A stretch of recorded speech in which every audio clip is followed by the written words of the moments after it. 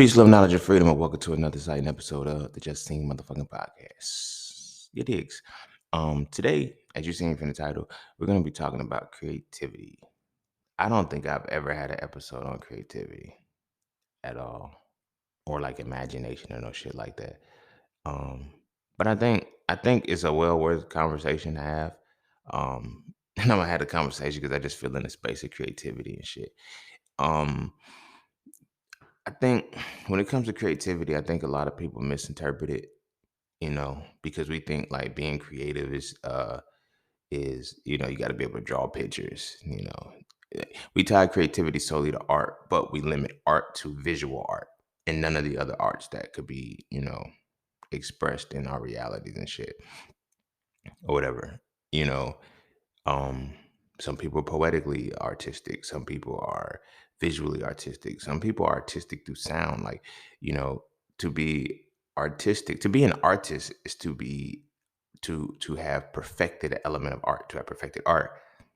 But you need creativity to perfect art because art imitates a reality, which means you have to be living, which means a whole bunch of other things. So creativity is tied into a rabbit hole that I don't think a lot of people have delved down or dived down because we look at where our creative spark dies.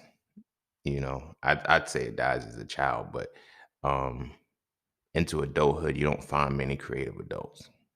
You feel me? Social media has now created this world of, content creators. And a lot of motherfuckers don't really be creators or creating shit. You feel me?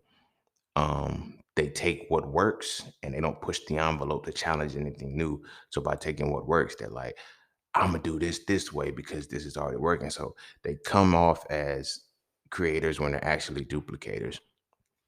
Well, I guess they're creators too, but it's really more duplication than actually origination. I talk about this in Soul Frail 3. There's a level of self that you gotta achieve where you transition from a duplicator into an originator. And it's easier to duplicate than it is to originate because originate something, for one, it requires creativity. For one, it requires diligence, and it requires complete silence to outside noise. Anybody could duplicate a process that already works and quote unquote make it their own. But how many can make their own shit? You feel me? It's easy to make somebody else's shit your own and put your name on it. But how much can you actually create and be the focal point of what motherfuckers got to utilize? You feel what I'm saying? And I think that dies somewhere. Our creativity, in my opinion, it's either never there because of just the survival tactics and societal structures imposed upon you, or it dies the moment we graduate from high school and shit. Because everybody, you got to be grown, be realistic. That's one of the hardest realities that we hear, and one of the things that kills our creativity the most is being realistic. Be realistic. Half of the shit that we have talked to somebody about and they told us to be realistic about was largely tied to our creativity. Our imagination conjured this reality up, our creative side.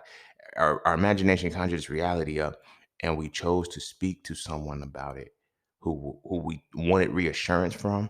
But we went I got an episode on that about reassurance and advice. But we went to him for advice on what we should do. But what we don't really understand is we didn't bring a plan or an idea to them. We brought our creativity to them.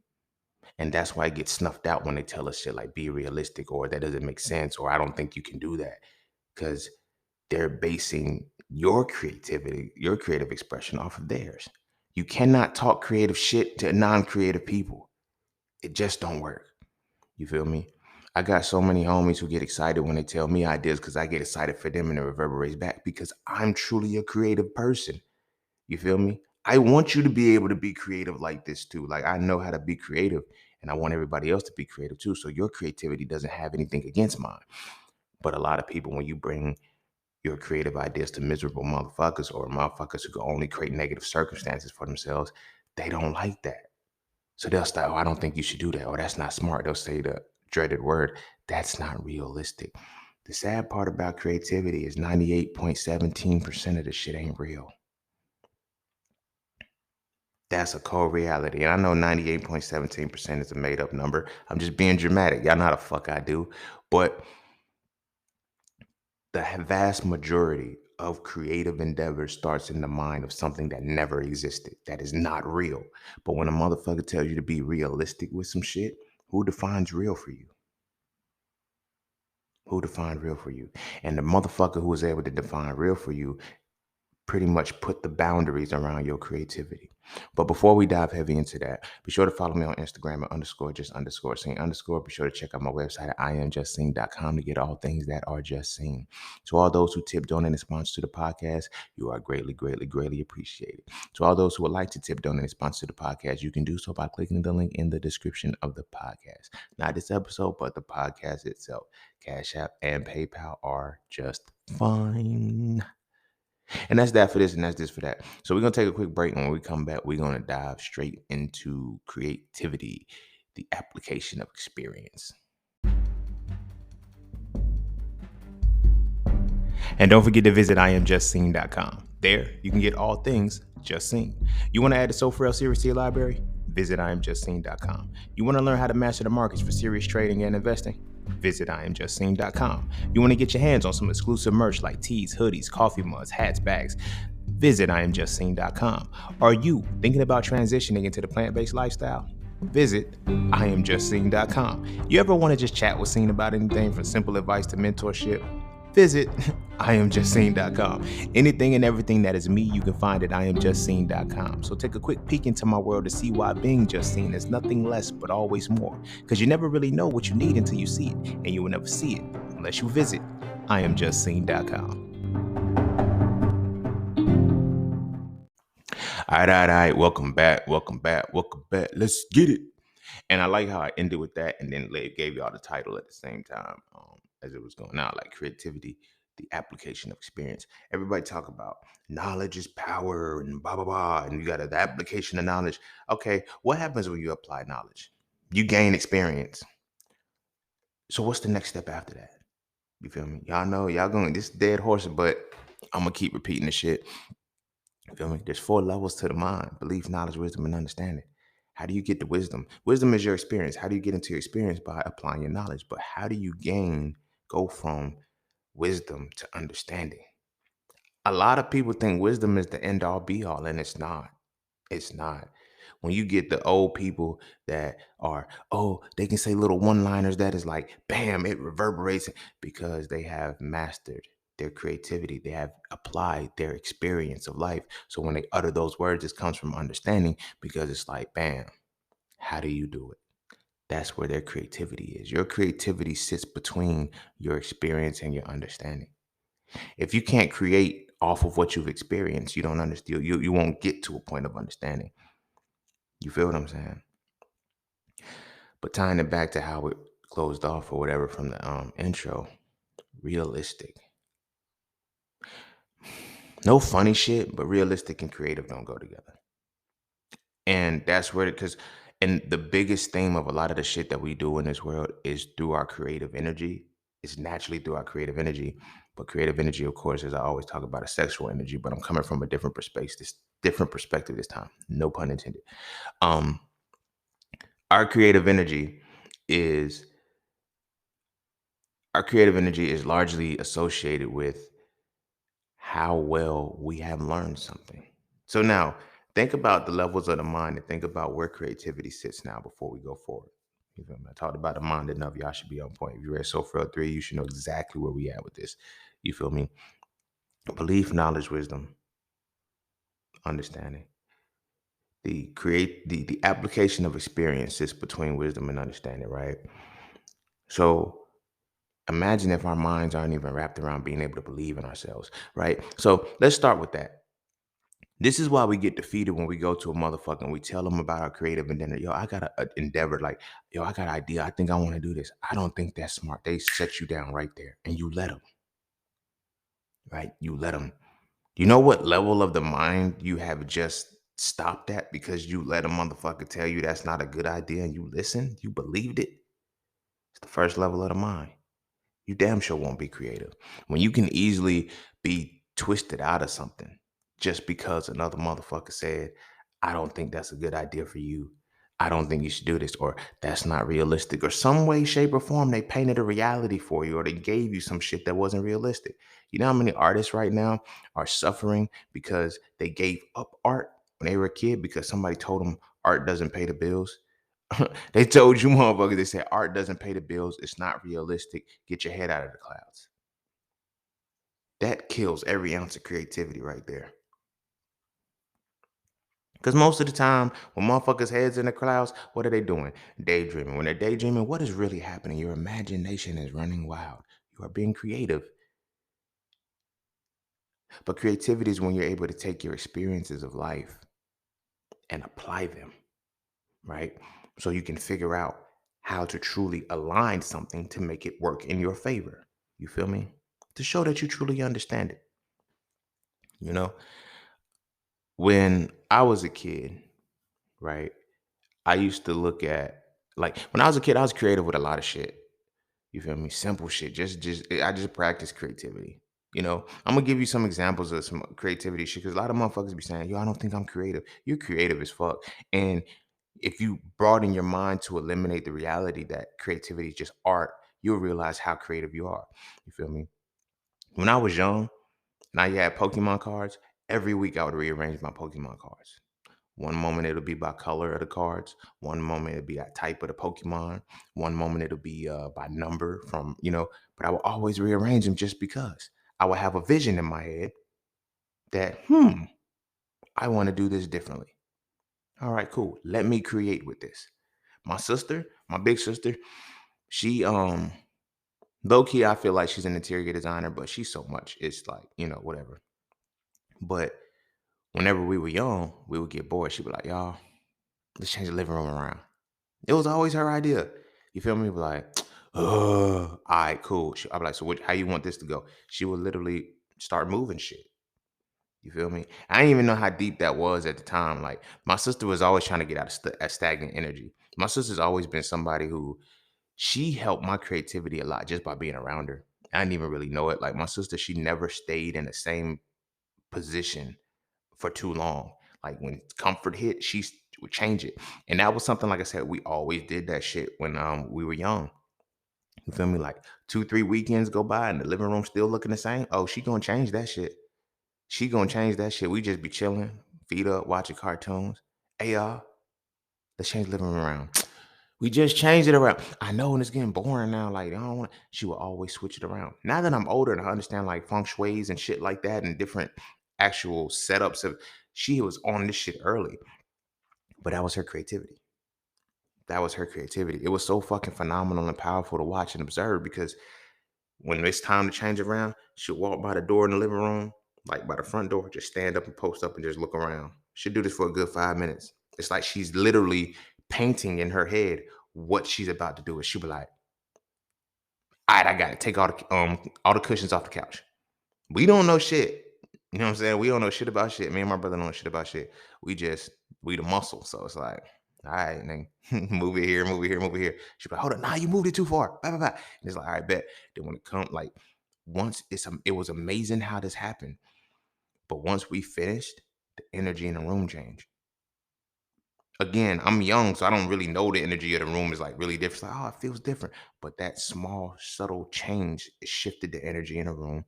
And it will be like we'll be riding on the energy, some better energy, some different energy that's no longer stale and stagnant. It's fresh for like a good 3, 4 weeks. And not even know what she was actually doing, but she was tapping into her creative energy. And like I said, it translated to other things. For me, like, it was reorganizing shit. For her, it was being able to physically move shit around. You feel me? But one of the hardest realities is that, you know, it has to be artistic. It has to be like, yo, get some paper and draw and color. Like, no, that's not always art. You feel me? That's not always art. Therefore, creativity doesn't necessarily have to be boxed into there. They show us what we have to box our creative energy in so we can't use it properly. There's motherfuckers right now who are like active geniuses who cannot tap into their genius because of the box that creativity is put in. It doesn't fit their intelligence. It doesn't fit their demeanor. It doesn't fit their mindset, their mentality, none of that shit. It doesn't fit any of that for them. And because it doesn't fit any of that for them, they do not feel like they're creative. You might be a motherfucker like that. You feel what I'm saying? When I do my jam sessions and shit, like when I make beats and stuff, it's like those are more tangible things. But the area and the space in which I gotta come in is a full creative space. It comes from applying my experience. You feel me? With my experience with life formulates the words that I'm able to write. You feel what I'm saying?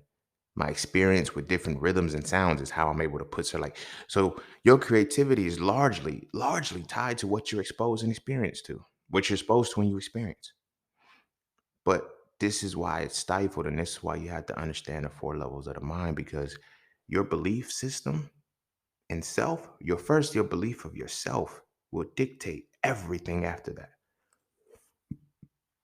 Everything after that. If you read Soul 3 and you know when we were talking about the tree of life and going through the first like just using the tree of life to unblock your first chakra, it it pushes you to the four levels, the top of the four levels of the mind. The whole four levels of the mind are in your root chakra energy, right? So belief, the what gets you into belief is faith or fear. Faith, y'all know how I feel about that. But if you can't believe in yourself, means that if you do not believe in yourself, means that you do not have faith in yourself. You feel me? And by proxy, you might be fearing yourself, but you feel me? When you do not have faith in yourself, you will never be creative because you have to have faith to have belief. And then y'all know the process. Y'all know what I've expressed to y'all months and years over. When you learn this though, and you learn, okay, here's how I tap in, you learn to tap in. But you got to be able to believe in yourself off rip when you're told that certain things are not artistic or not even artistic, but like I said, when you're told that something is not realistic that you just envisioned in your mind, like nigga, it's like I just saw it in my mind. How is it not real? How is this not realistic if I just saw it in my mind? Because you haven't brought it into the world. The very motherfucker you're bringing this to can't see it because it's not in their head. You guys don't have the same eye. We come to, we try to, we bring our visions to people, right? We bring our visions to people in the hopes that they can see how we see. That's never the case. That's not the case. You got to be able to see according to how you need to see. You feel me? Some people can't see at all because they've been blind a long time ago because of the impositions of things that have been placed on them. And we listen to people like that. You feel me? Like, I always talk about the phrase where they say, those who can do, those who can't teach. When I say that shit, a lot of people, and this right here, if you a teacher, I'm sorry that you a teacher and you got to go through the paid predicament and all that other shit and y'all don't get paid. And I know y'all feel like y'all should be getting paid a lot more because y'all are with 25, 30 kids a day and y'all are doing all of this. And you, you're like that for a reason.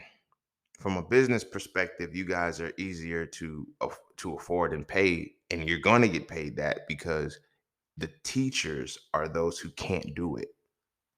I know you like teaching, you like enriching children, but the actual thing you're teaching, you actually can't do. That's why you teach it. Or if you can do it, you choose not to. You feel me? But teaching is about reproducing a process. You dig what I'm saying? It's about the education system is about training. So they use the people. "Oh, we just need you to train these kids to do right." You're not actually going to teach them, but you think you're teaching them because you're providing them with the curriculum. That's not teaching them because you have to know how to do the shit. You feel me? That's why the phrase goes, those who can do, those who can't teach. That's why teaching is an easy option. So you can go through whole school and figure out none of this shit is for me. I can go teach.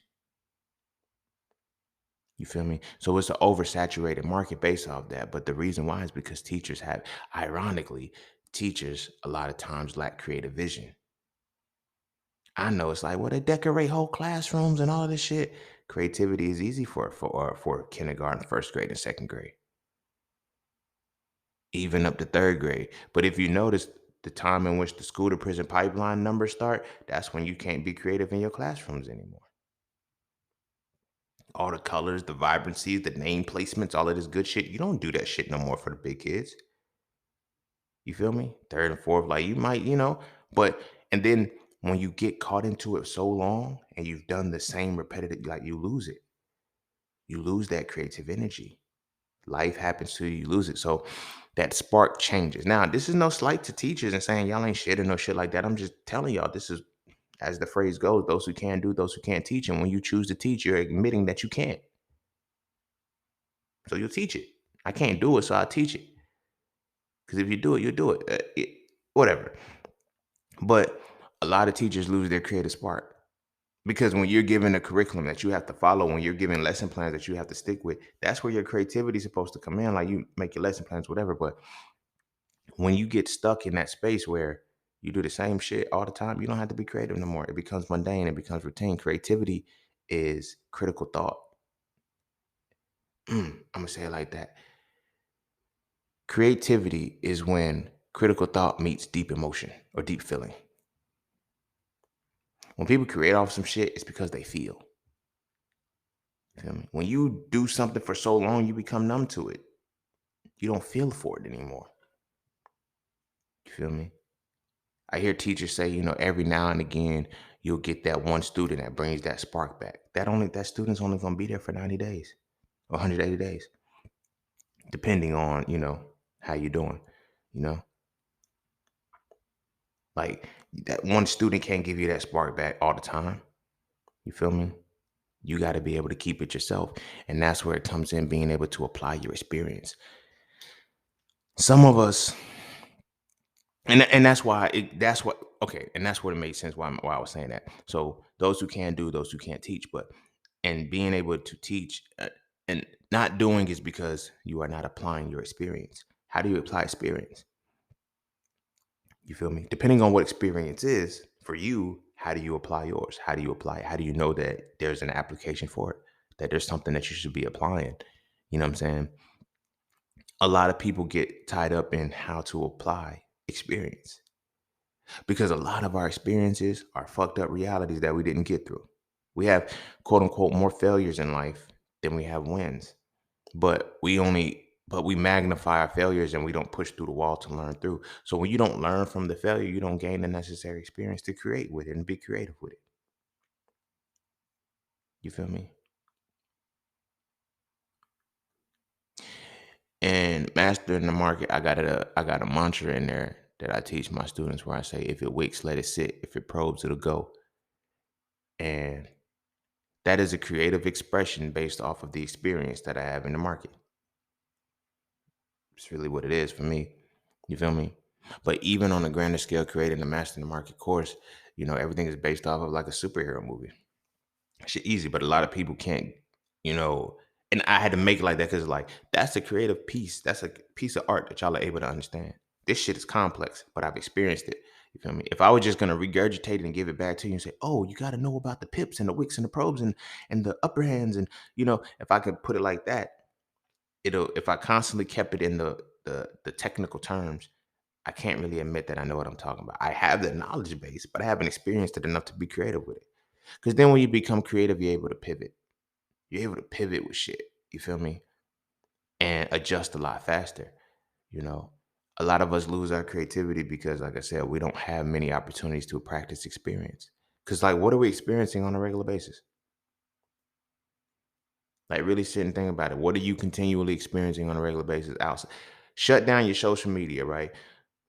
For 24 hours, shut down your Instagram, your Twitter, your TikTok, your Facebook, all of that shit. Just put your phone down for 24 hours and you'll see where your creative energy sits. You feel what I'm saying? You'll see where your creative energy sits. And another reason why creative energy is dampened and it's not what it's supposed to be. And I say dampened because, it's supposed to be broadened out. Like it shouldn't be like it's diluted and shit. It's weak. You feel me? It's weak. It's supposed to be fluid. It's supposed to be watery. It's like, not damp. It's supposed to be wet. Like it's water. It sits with your sacral energy, your creative energy, your sexual energy. All that shit is in the same space. But we're not gaining enough experiences in life to be creative with. Even still, when we gain the experience, we look for permission to be creative. You feel me? Because it's people pleasing. It's people pleasing. Our first endeavors of creativity are expressed when, on whether or not we're gonna, continue with being creative is when we bring pictures to our parents, our loved ones and shit. I drew this of you, mommy. Oh, okay. You hype when you put shit on a refrigerator, when you make people like you build that confidence in them within their creative endeavor. But once you start diluting, it's like, oh, that's nice. Or like you don't have that same energy in which they had just put into their shit. It's different. It's different. A lot of motherfucker shit gets smudged out because a lot of creativity you can't see. I'm a person who a large percent of the shit that I create, it's and you can't see it. It's intangible. Like I don't. There's a lot of shit that's like I've created that's like physically like not tangible. You physically can't touch it. Like the shit is like you have to envision it. You feel what I'm saying? And that's the type of creative energy that I have because that's how my experiences have to be applied. You feel me? Every experience that I've had in this life, I've used it. I do use it. I find a way to use it. You feel me? In some way, shape, or form. And the creativity is, yo, how do you do this? Like, you know. And so for 3. I forget. I know it's in a trio like chapter, but I forget exactly what I was talking about. But I broke down the difference, like I said, between originator and the duplicator. You feel me? We live in a world that teaches you that duplication is fine. Duplicating somebody's process is fine. Me as a person, I don't really care about the blueprint as much as I care about the architect who made it. Show me why you made this blueprint. Show me what inspired you to make this blueprint. We get so wrapped up on an actual oh, this is the blueprint. This is all I need to know. How do you make blueprints? That's where creative energy is. That's what it means to apply your experience. Can you can you leave a blueprint on anything that you've experienced in this world? If not, you have not you did not go through the full processes of knowing it. You feel what I'm saying? One of the biggest ways in which our creativity, intangible creativity is seen in the black community outside of music is church. Is church. You feel me? And this is one of the reasons why you have to understand your religion fully as far as mythology, ritual, and allegory, then the levels of the mind, belief, knowledge, wisdom, understanding. Because what I'm about to explain to you is the reason why you have to go to church every single Sunday. The reason why you have to go to the mosque and, you got to do these things consistently. And they want you to stay wrapped up in it because the bishop, the pastor, the imam, the head of whoever, congregation, they have reached the point of applying the knowledge found within the book in a creative way. This is why two different pastors can talk about the same passage and come up with a different metaphor for it, because that is the allegory of religion. But you leave church feeling, oh my gosh, that word was for me. That word was for me. The word is universal. I'm going to tell you how easy it is to create. I'm going to tell you how easy it is to apply experience, which is creativity, to a demographic. People be like, the word was for me. Yes, of course, because you're aligned with that vision. You believe in this person. You trust what this person says. So when that person creates the reality based off of this particular verse, based off of this particular line, it's going to resonate with you because you are a member of the congregation in some way, shape, or form. You ever paid attention to like they're very creative. It's called like a sophist, I think it is, but they have a natural creative energy. You know how when they're about to do, I'm gonna show you how you can tell, especially in our black churches, when a motherfucker is about to really drop some creative shit on you and make it real broad, vague, but specific at the same time. That's power as hell. That's powerful as hell to be that creative to where you can make a broad sentiment apply specifically to somebody. I'm gonna say that again. Use a bad motherfucker when you can make a broad sentiment apply specifically to a motherfucker. You feel what I'm saying? Because what does the pastor usually say before he says some shit that hits? I don't know who I'm talking to today. Or I don't know who needs to hear this today. I'm letting you know right now in my creative space, I'm tapping into a broader energy, but I'm about to make this whole thing specific. And of course, because based off of proximity, lifestyle, circumstance, culture, a lot of people are going through the same shit.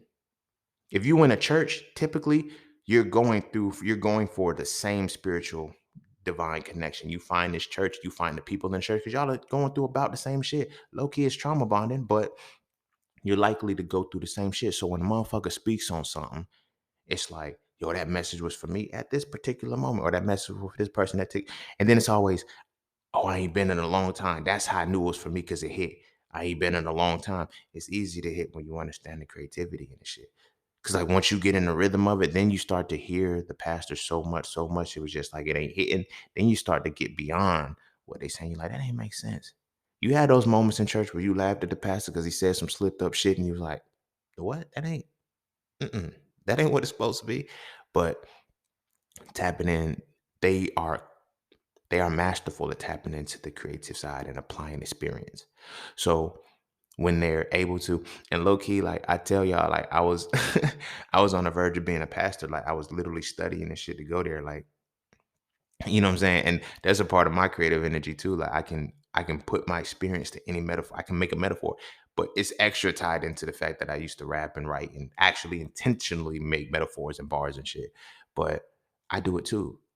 You feel me? I do it too. Like when I need to get a point, I know what experience I could put into something to from the creative energy to make this understood.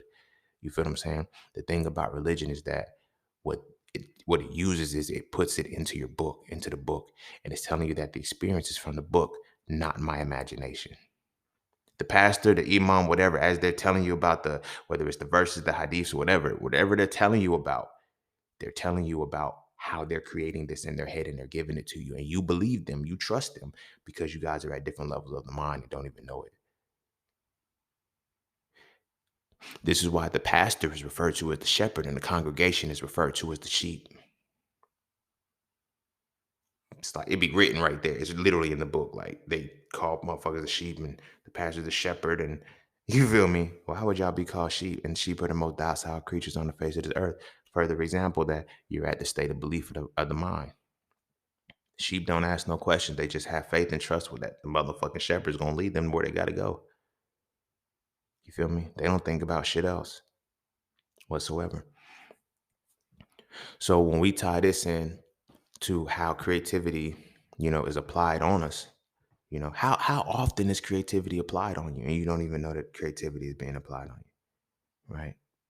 Because a lot of us think, like I said, creativity is art. Like, no, anything that can shift your soul and make you anything that can shift your soul and make you feel, think, or do something different, or you know, that is tied to a creative expression.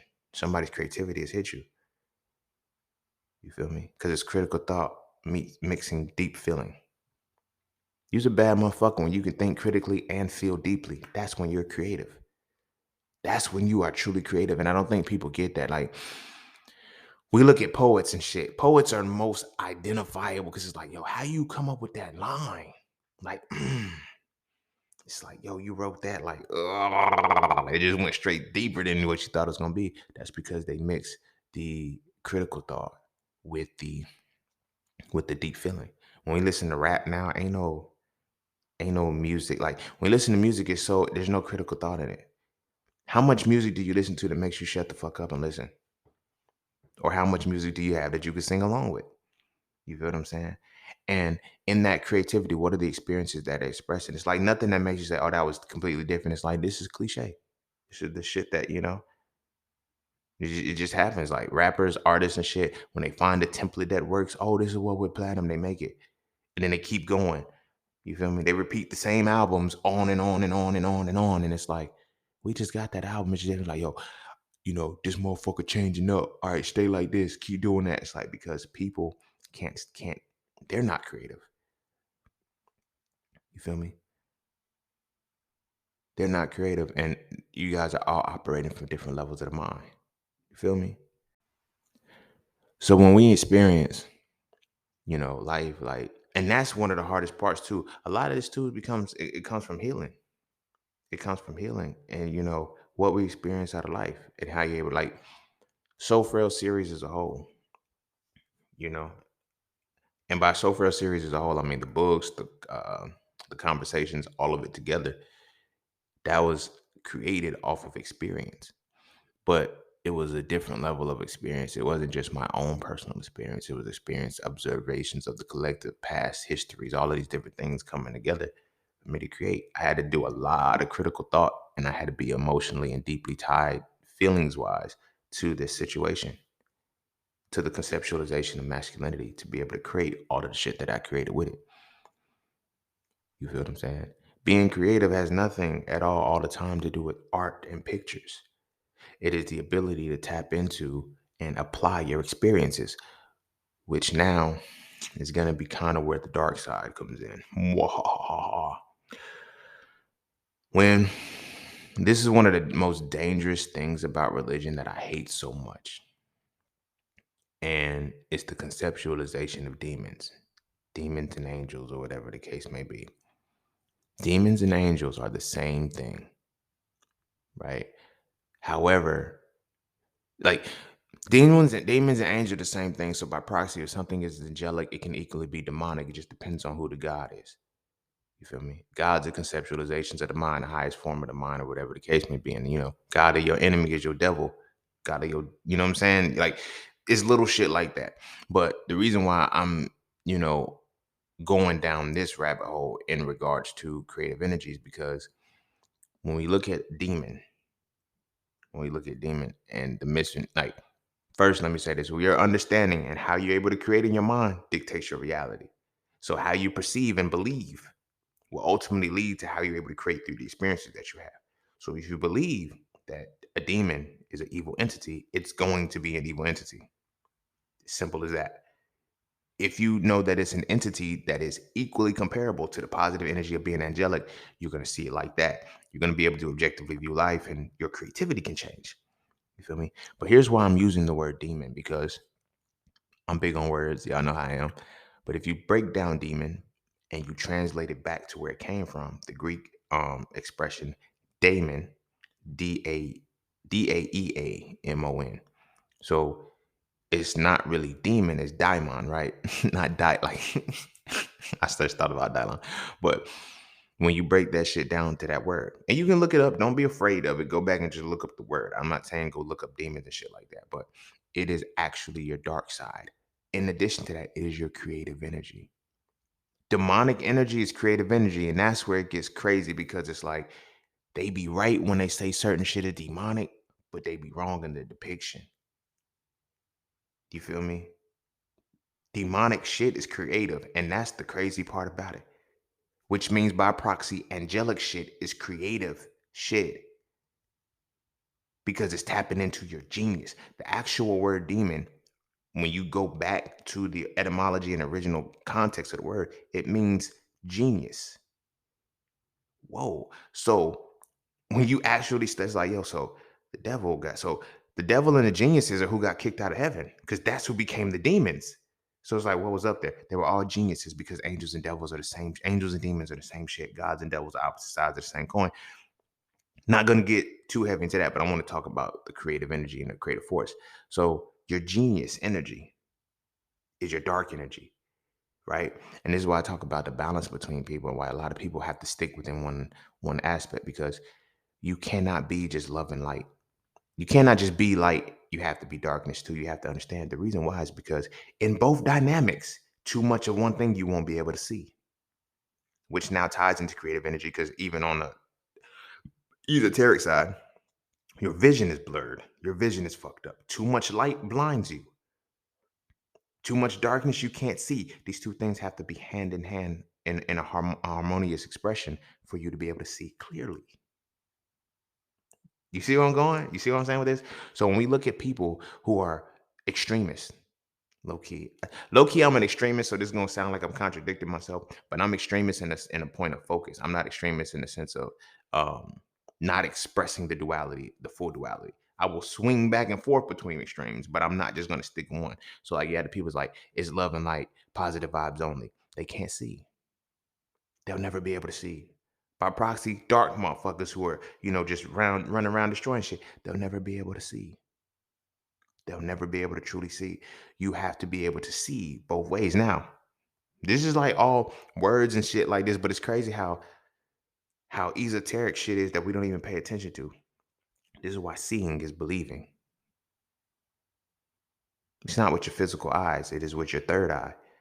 Your intuitive eye, being able to see is how you start to believe, but you cannot see if you are stuck on extremes. If you all you focus on is the light and you can't appreciate the darkness.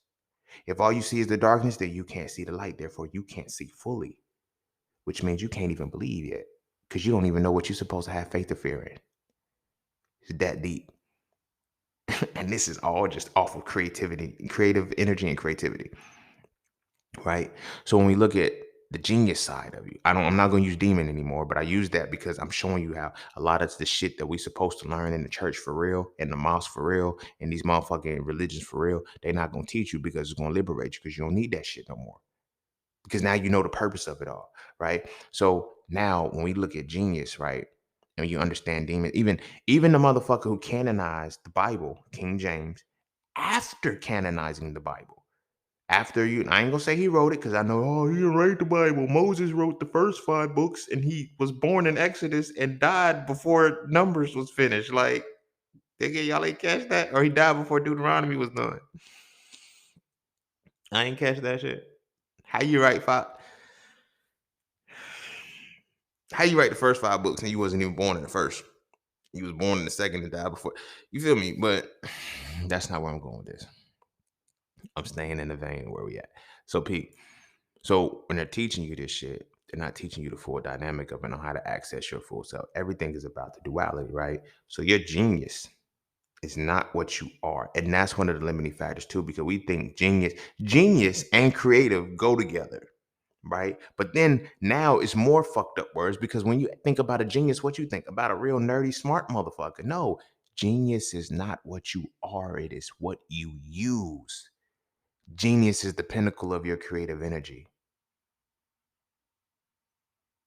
Genius is the pinnacle of your creative energy. And what is creativity other than the experience? I mean, applying the application of your experience. If you're not a genius, I'm gonna say this one time and I'm gonna probably say it more than one time. If you are not a genius, it is not because you're not a genius, it's because you're not applying your experiences of life. And if you're not applying your experiences of life, chances are it's because you have not experienced anything or you don't think there's anything that you've experienced that's worth creating off of. And at the end of the day, beginning, middle, and side pieces of the day, it is all on you.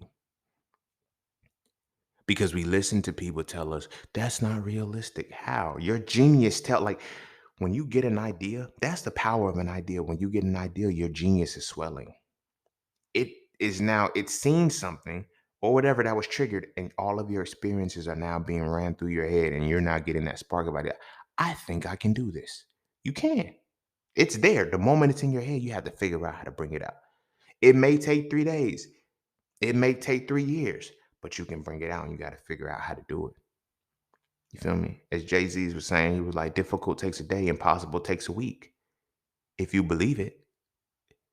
But seeing is believing. How do you see if you've never seen both sides of anything? So when we follow religion, they teach us that our religion teaches us to try to be light all the time. You know what that does to the universe? The universe needs balance at all times. Balance is going to be had. There's no way around it. Balance is going to be had. So when you live in an extreme of, oh, I just want to be love and light, you wonder why so much bad shit happens to you. You feel me? Not on no funny shit, but the sole fact that people are devout Christians, Muslims, or whatever the case may be is the reason why their lives be in shambles at the same time. Because they not perceiving that I'm supposed to have balance between the light and the dark. So I'm only going to focus on the light. Now darkness just has room to play in my life. And they'll say shit like, I'm being tested. The devil is busy and all this other shit. And you acknowledge that the dark side is showing up. But you won't acknowledge that you know how to defeat. You'll acknowledge, oh, you won't win, or this, that, and the third, or blah, blah, blah. And it's like, but it's winning. That's why you're complaining. That's why you're in this space that you in. It's winning because you don't understand how to walk the line between the light and the dark because you're afraid of the dark. Your spiritual system should never make you afraid of the dark.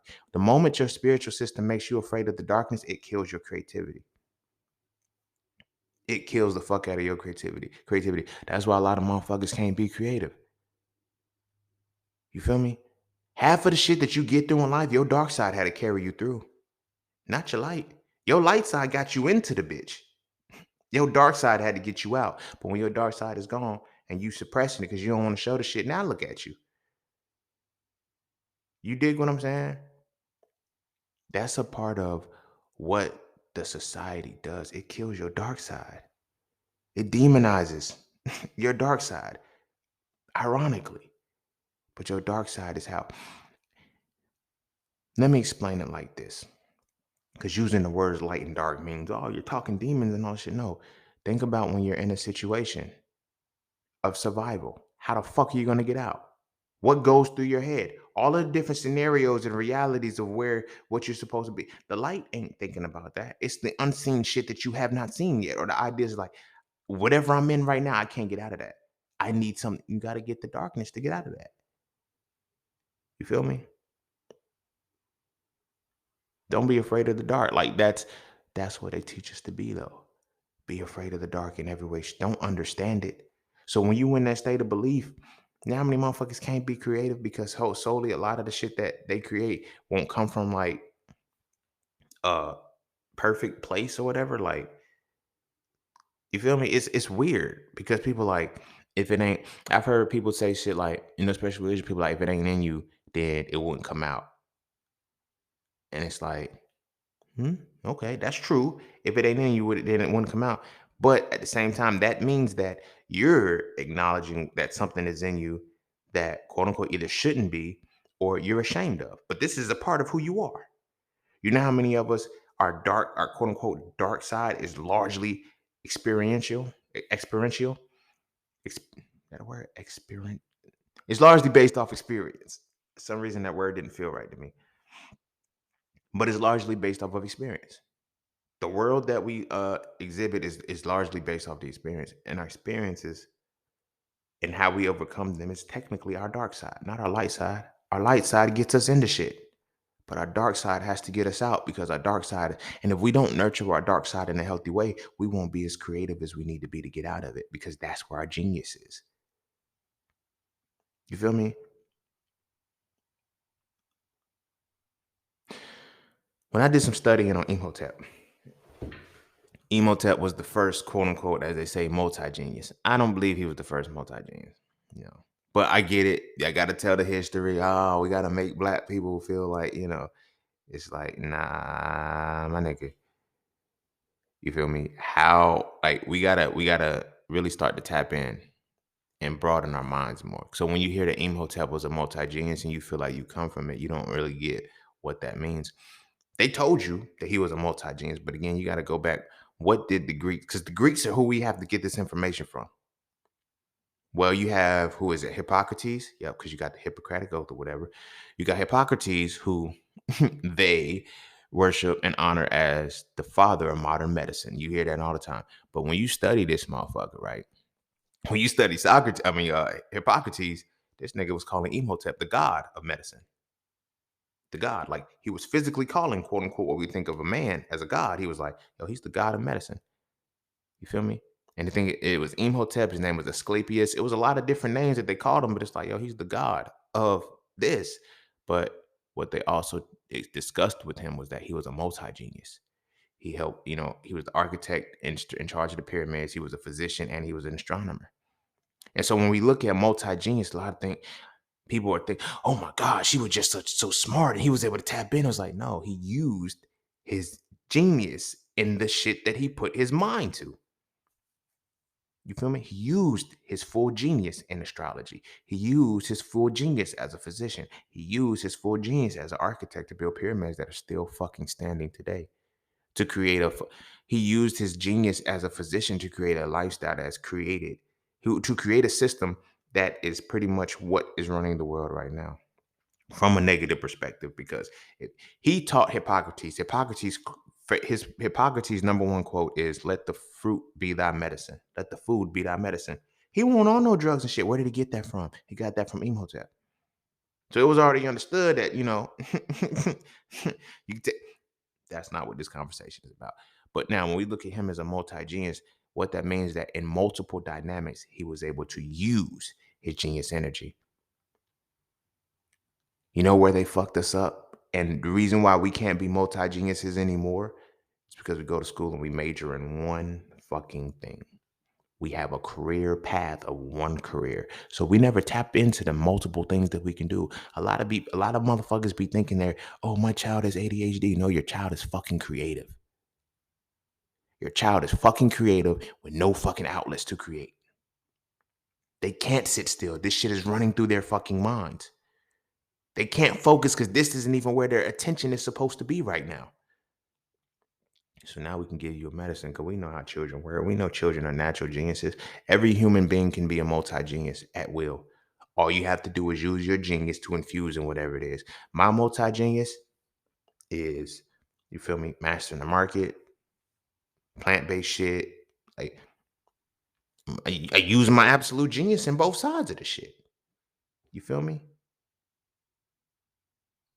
And all I can do is at this point, I want to be a multi-genius and more shit. And just because I can't, just because they couldn't. That's really what it is. Motherfuckers be like, yo, why are you trying? Like, because I want to be so fluid in so much shit. I want to be at genius level of so much shit that I want to prove that shatter any limitation for any motherfucking body that, oh, everybody, yes, everybody can be this if they choose to. You feel what I'm saying? But you have to be able to get past and way beyond the mind, the level of the mind of belief and knowledge, because you have to get to the point of of applying experience. You'll never, you can't tap into your genius if you have no experience to apply. Because a lot of motherfuckers are scared to do shit. A lot of motherfuckers are scared to learn. A lot of motherfuckers are scared to grow. And a lot of motherfuckers are scared to face the darkness.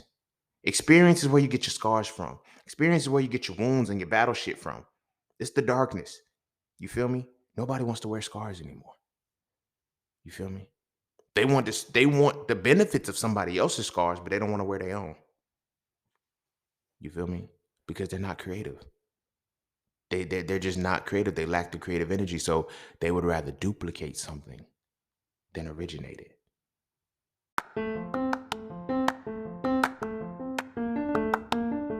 All you keep hearing is get into the markets. But do you trade or do you invest? Should you do stocks, Forex, crypto, or NFTs? My personal answer is not a single one if you don't know how to read a chart. Without knowing how to read a chart, you end up giving all your money to those who do. Do you know what a candle is? Do you know the pocket of activity? Do you know the difference between market direction and market control?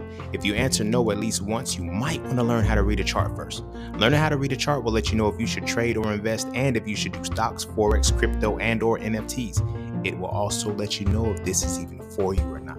So visit IamJustSeen.com to learn how to read charts with my Mastering the Market course, ebooks, and webinars today. The world is changing. The question is, will you adapt with it?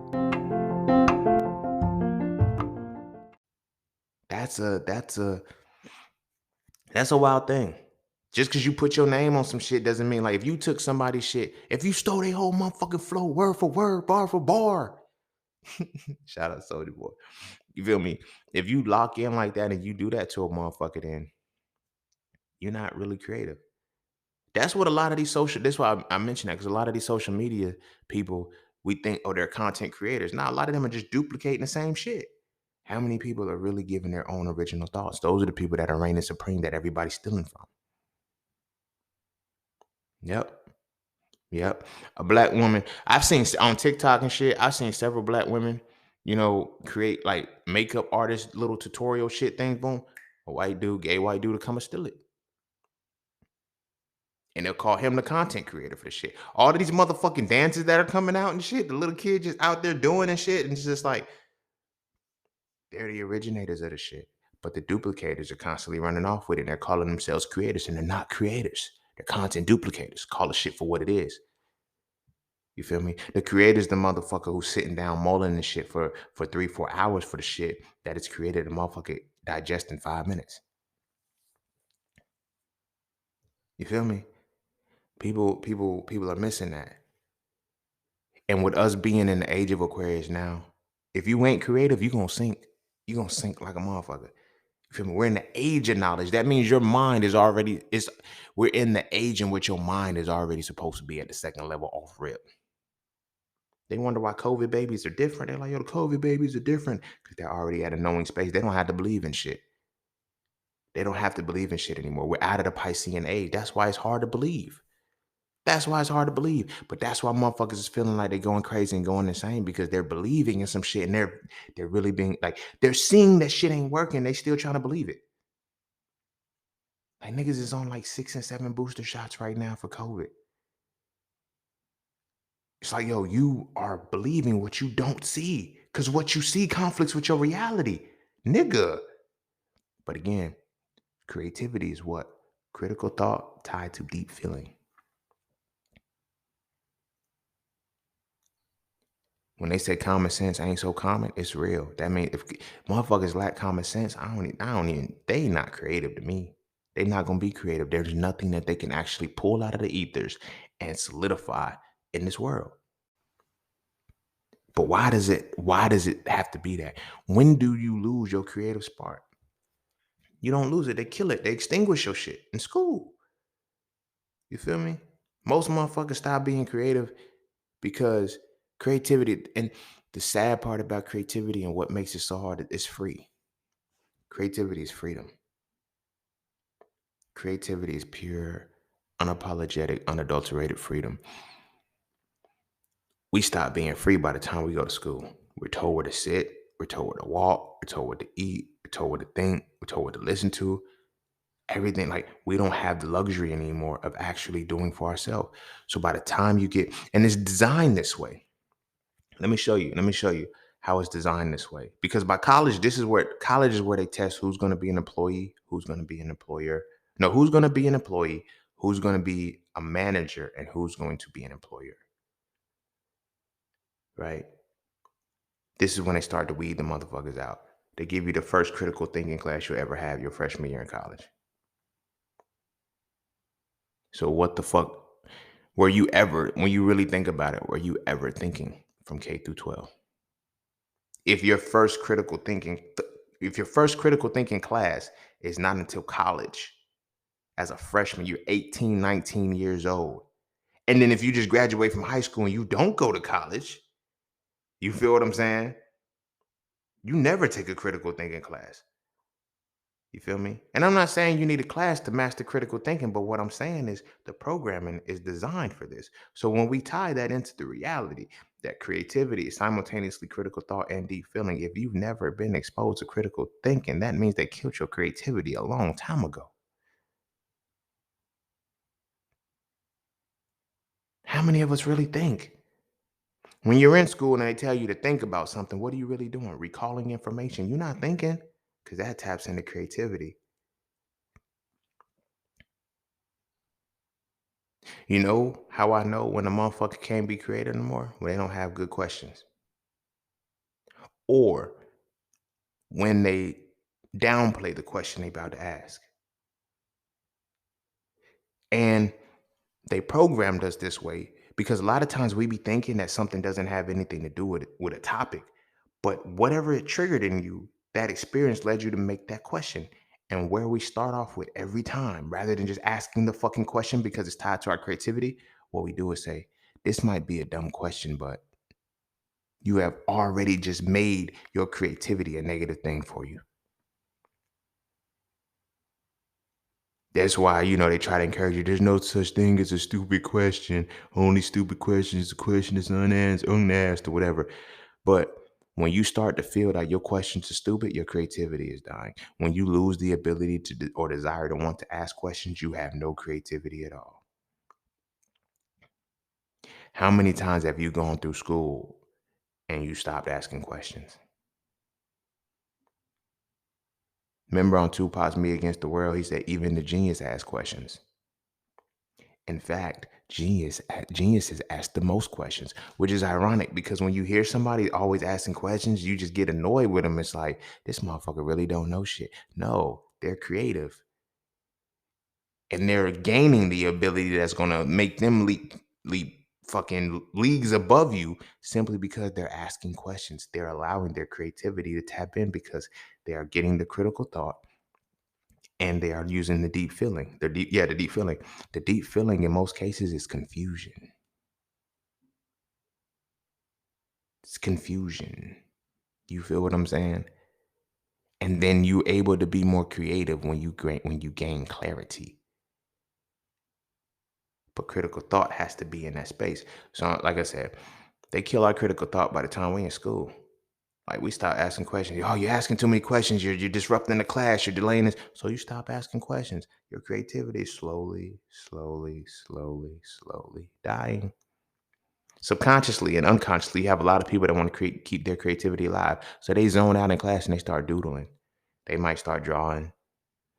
They might start writing rhymes or some shit like that. There's something that they know they have to do to keep their creativity alive. Then you have the other people who just sit there and fall asleep in class. None of this shit is by accident. It's like, who can we train enough to where they can stay and be they cannot succumb to the fact that we're killing their creativity. But we gotta kill their creativity so when they come into the workforce, they don't think to nobody's gonna you really think a motherfucker's gonna give you all of the resources to create the very thing they created? Mm-mm. I'm gonna make you feel good about being a part of my creation. I might pay you a little bit for it, but I'm gonna make you feel good about being a part of my creation. You feel me? Why? Because I know you ain't fucking creative. That's fucking why. I know you're not fucking creative. Why? Because the education system makes you not creative. So when I tell you I need a bachelor's degree with this experience and this experience, right? You want 3 years of experience. How you gonna get it? You feel me? But they tell you this is what qualifications we need 100% to ensure that this individual person is not gonna be, you know what I mean, doing anything off the out of the way. You dig what I'm saying? Our creativity is murdered. It's dead. It's dead. And then when we look at the hood, like they're like, the hood areas, like, why do people when you hopeless, you can't create shit. Projects, that was a design. Like projects is an experiment. The niggas is failing. Because the projects help kill your fucking creativity. When you in a state of survival, you can't be creative. That's why the root chakra's blocked. You feel me? It's the root chakra's blocked. So how do you tap in? That's the question. I know it's like, yo, what's saying? How do I tap into my creativity? What do you do? You acknowledge it and you accept it. It's yours. The fuck? I don't honestly and truly, I can't tell you how to tap into your creativity unless you read Soulful 3. But now I can't really tell you how to tap into your creativity because it's yours. I can lead a horse to water, but I can't make a drink. I ain't calling you a horse, but metaphorically, of course. You can lead a horse to water, but you can't make him drink simply because you have to understand fully, wholly, and totally that your creativity is totally yours. It's how well you can apply your experiences. See, applying knowledge is what gives you, the wisdom for experience. But when you apply experience, that's different. A lot of motherfuckers can't apply experience for you. We have been in a space where a lot of people don't allow us to apply our experience. We apply their experience, and we apply their experience matter of factly as if it's ours. It's where regurgitation and shit comes in from. You feel me? You seen it in fucking droves with the woke community and shit. Everybody would just drop that knowledge, drop that knowledge, drop that knowledge. You don't drop knowledge, you apply it. You pick it the fuck up and use it. Everybody was dropping knowledge, but they were just regurgitating what they had not applied any of the knowledge that they dropped.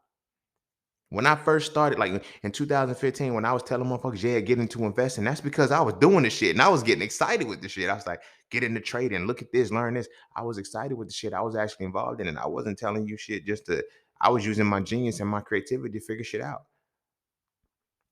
When I made my first solid investment, I made $3,400 in 3 months. I was like, it got to be a way to be faster than that. My creativity kicked in because the experience showed me that I can make this money in the markets. But I said, I got to be able to do that shit faster.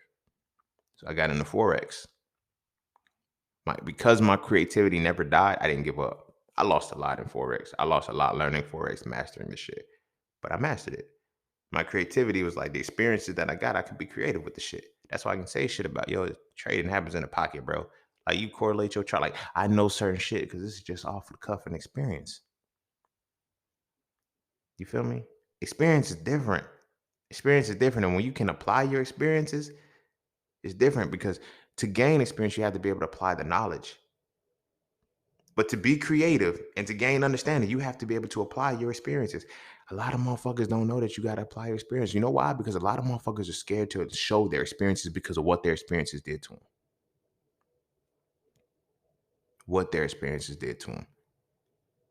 This is why I always say your purpose is on the other side of your pain. You heal from that shit, that gives you a hope. That's when your purpose is on the other side of your pain. When you heal from your pain, that's when you gain the deep feeling necessary to bridge the gap with the critical thought that's gonna make you the creative genius that you need to be. But a lot of people don't want to, accept that, I got to apply my experiences. My experiences have to be applied in such a way that I can feel successful with the shit. But then as soon as we have an idea, first thing we do is go talk to a cynical motherfucker. A motherfucker who has not even a motherfucker who can't even apply knowledge. You're asking about a creative idea, a creative endeavor to a motherfucker who can't even apply knowledge.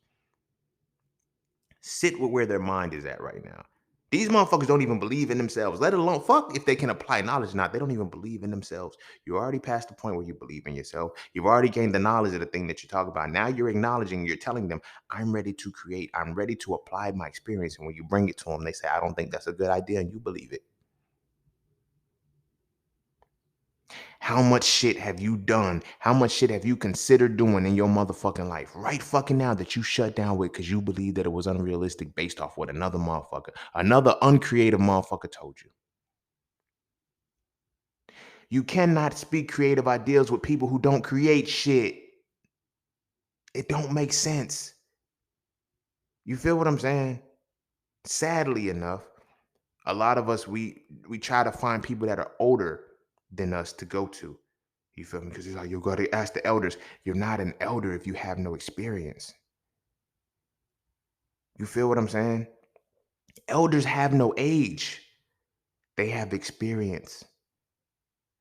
I don't care if you've been on this earth longer than me. Have you been experiencing what I'm talking about longer than me? No, I don't need to come to you. You feel what I'm saying? Like that shit don't it don't like no. You don't have the experience that I need. Like I already have the experience that you don't have.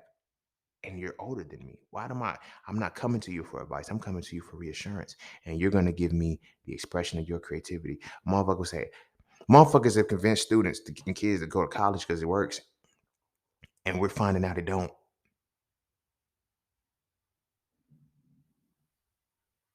You know what level of the mind it took to go to college to take out loans without anticipating inflation and increasing college rises and tuition rates increasing and entry level jobs staying the same?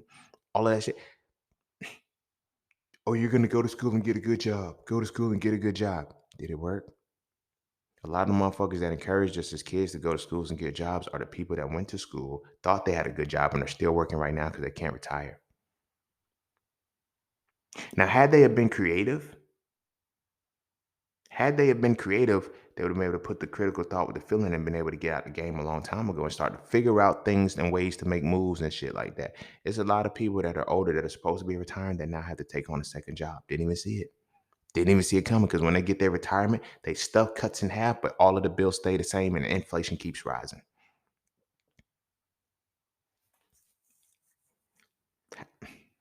You feel me? That's the mind of a believer. That's the mindset of belief. The mindset of understanding, or even the mindset of wisdom is like, yo, this shit ain't. I'm seeing this. Let me apply a different experience because I'm seeing the experience that's being applied, and this shit don't fucking work. This shit don't work. You feel me? Creativity has to be there. Your creativity has to figure out a way to say, you know what? You feel me? When my creativity kicked in, when I started a peep game, I was like, I can't pay this shit back. Not like this. Not by going to school the regular way they told me this shit ain't gonna work. I'm gonna be a slave for the rest of this. No. Fuck no. I'm not about to do that shit. But I said, there's got to be a way that I could do something for the rest of my life, that I can lock down a skill set for the rest of my life that will always have money moving. And I did. Master DeMarcus, the money's always moving over this motherfucker, yo. Always. It's like, wow, no matter where I am, no matter where I am on the face of this earth, put me anywhere on God's green earth, I can triple my worth. But it took the creativity. Even in addition to the creativity, it took my dark side. It took my dark side. It took the light. The light could not be In order for me to see clearly, I had to go into the dark with all this brightness. You feel what I'm saying? Because I had to be able to see both sides of it. You need your shadows too. The brighter the sunshine, the longer the shadow. Nobody like you ever pay attention to that shit? The more light, the more darkness that is produced. Just naturally look at the earth. When the sun rises, look at the shadows that are being cast. You feel me? By proxy, the more darkness, the easier light is viewed. Why you think the moon shines so bright and looks so beautiful at night? The moon has a different illumination that wouldn't be seen and appreciated in the daytime. You know how? Because when you looking at the moon in the daytime, it's whack. It's like, the fuck, you just a rock. But at nighttime, you're a fucking moon. It gives a whole halo sometimes that reflects a big ass ring around it. But you wouldn't see none of that shit in the light. But you see it in the darkness. This is the point that I'm trying to make. Your creativity is a matter of both of those. That genius is where what's found in the darkness. You know how much more beauty is in the darkness than it is in the light? You feel me? How much more you have to be, you know how much more critical thought is in the darkness. Think about it. If the broad daylight, you see a cat walk by you, it's just a cat. You know it's a cat. You feel me? It can run fast, it can move all of this shit. You don't get a single jolt in your body, you don't get scared for shit. However, nighttime hits, something move fast past your eye that you scared as fuck. Do you know why you scared? Because you can't immediately process it. It's not automatic for you. You need your critical thought, your creative energy. To, oh, I seen this, the shape was this, blah, blah, blah. I have to process it. Oh, it's a cat. I thought it was something else. You feel me? But if you can't process it, your belief faculty shuts down and you're not able to tap into that space. But I'm using that because I'm talking about where your true creative energy is. That shit that they talk about the demonic for demons and angels are the same shit, but it's an energy. It's a different force of energy that is supposed to be used for your creative side. Which is very. I'm gonna show you how crazy this shit really is, and I can prove it. I'm gonna break it down from a biblical perspective too, right? Your genius is, you know, genius is tied to creative energy. Now, creative energy does have duality to it. Creative energy, you have the, it's basically the other side of it is destructive energy. You feel what I'm saying? Angelic energy, light energy, is more destructive than dark energy. And dark energy is far more creative than light energy. You don't believe me? For one aspect, think about if you you're a Bible reader, whatever the case may be. When God sent angels to go level lands, they came and did the most destructive shit. You feel me? Actually read the shit and you will see that all of the destruction, all of the mayhem was never committed by the demons. The demons didn't do any of the dark shit. Yeah, we got a whole perspective of the demons being wrong, but all of the destructive shit, the fucking when motherfucker turned into a pillar of salt was because angels had came down and laid shit to waste. Because angelic energy is destructive energy.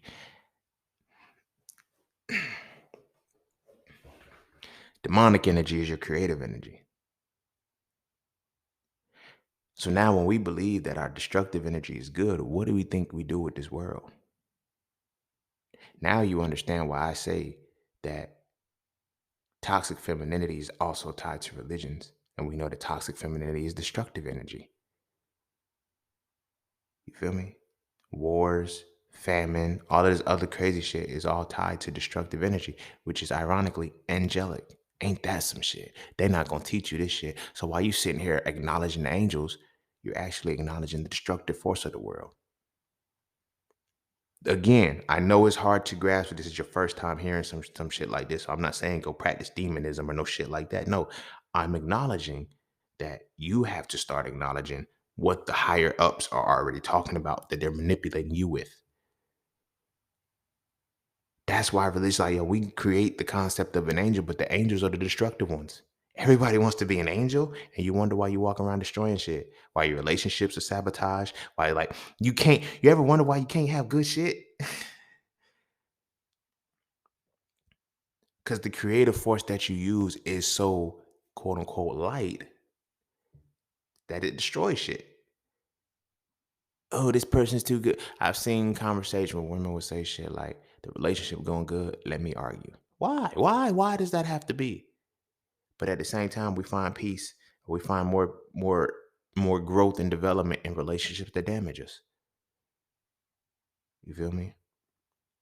Hence why a lot of motherfuckers can't get over fuck boys and bum bitches. It's just what we find we gravitate towards because we know that we know that our creative energy on a subconscious level and unconscious level, we know that our creative energy is going to be fueled in the darkness, not in the light. Why do the good girls always want bad boys? It's like right there, like you feel me, on a soul level. Good girls don't like good guys. You feel me?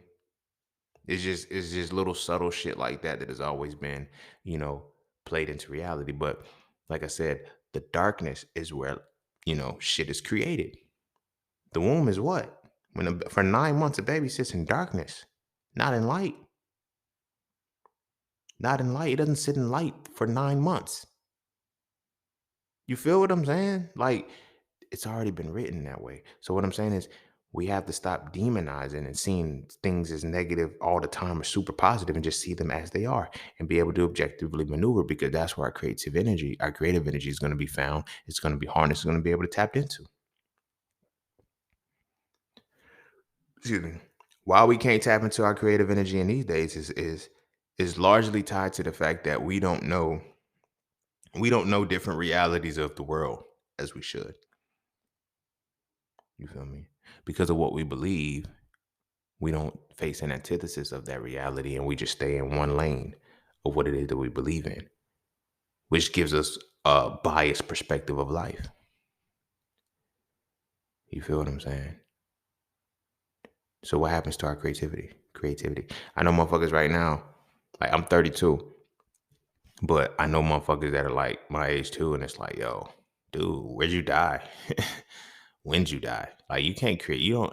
Your creating is just so hard. Like yo, I get in your zone, lock out, have fun. Like that's what it is. Be free.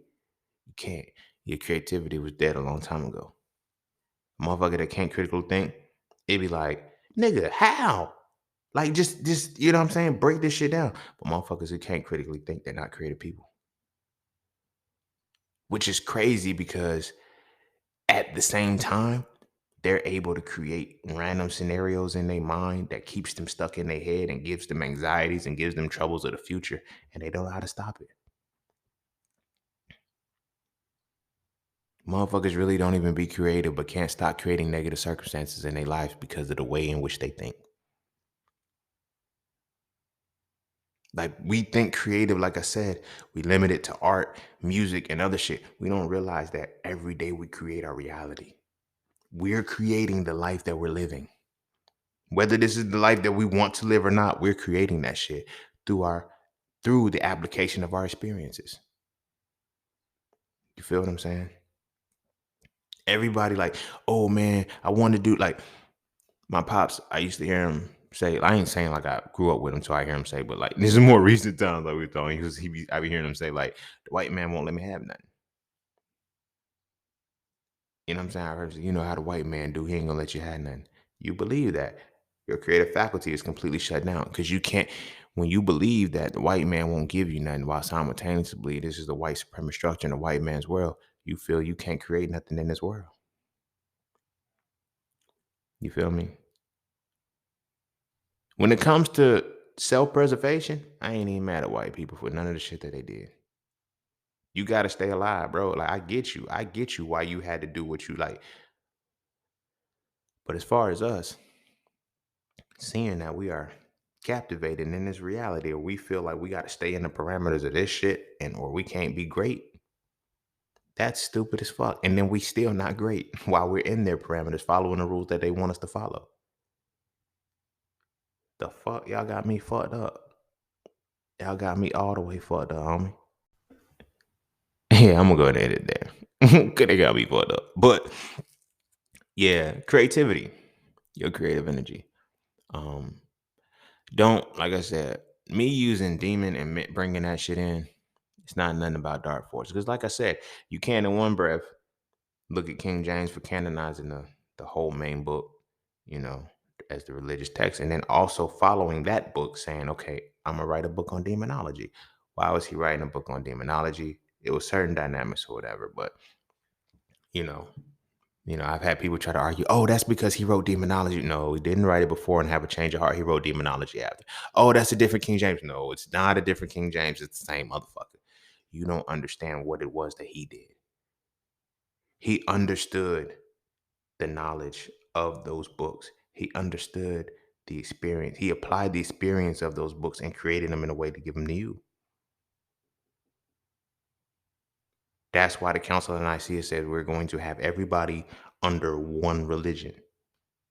And we're going to use Jesus to do it. And his name won't Jesus and all this other shit. This is different when you realize creative energy and different powers of what they use to create. And you feel me? You can create whatever world you want when you understand the mind.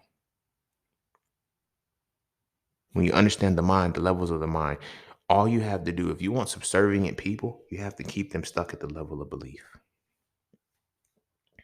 You want to liberate people, you have to elevate them to the level of understanding.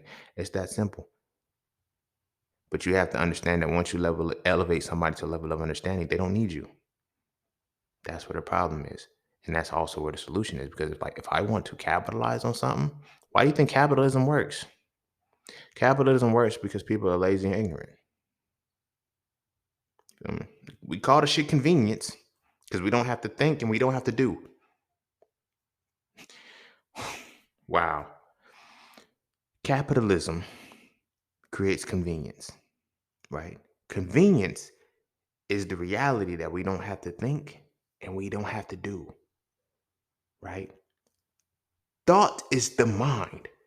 Doing action is the body.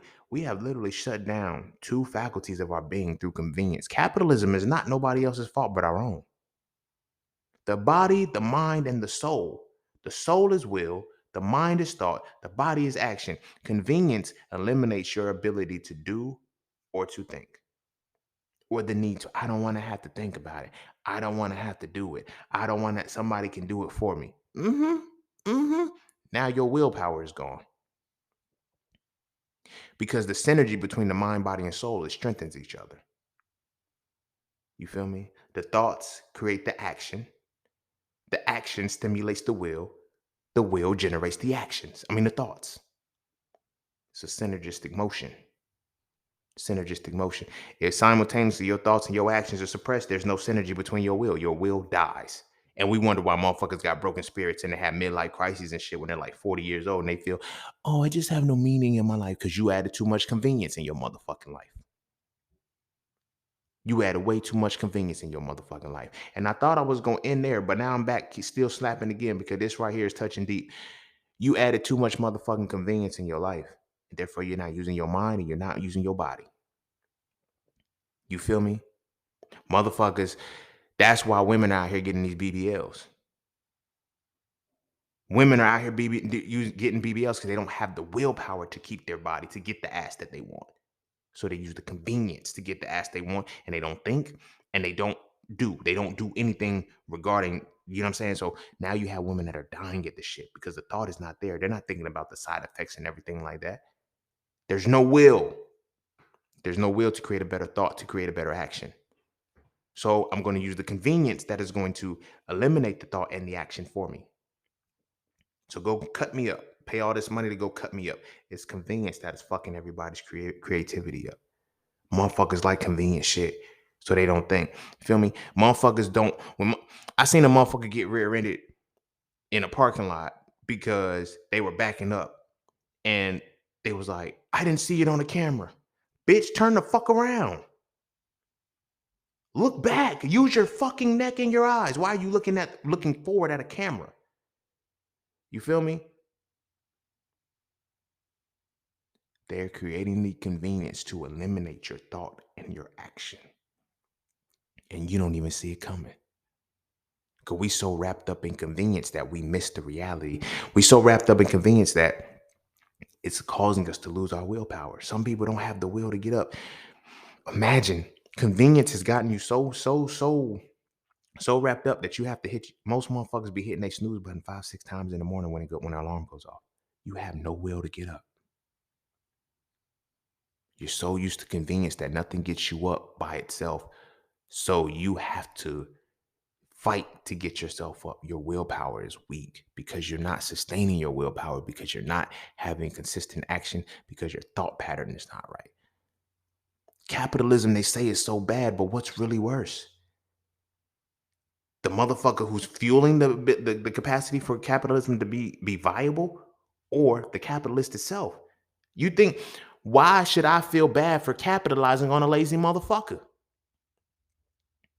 You feel me? You don't want to do or think? I'll do it for you. You feel me? I'll do it for you. Now I'm gonna kill your will. Your will is gone. Your will. This example is so powerful. Like when Michael Jordan played the flu game, he ain't really had a flu, but the flu game made it seem better. He had food poisoning, right? But in that game, they're like, yo, what did you turn on to stay zoned out? It was like, yo, Michael has him, Kobe, they're like, yo, they got unrelenting wills. Do you know why?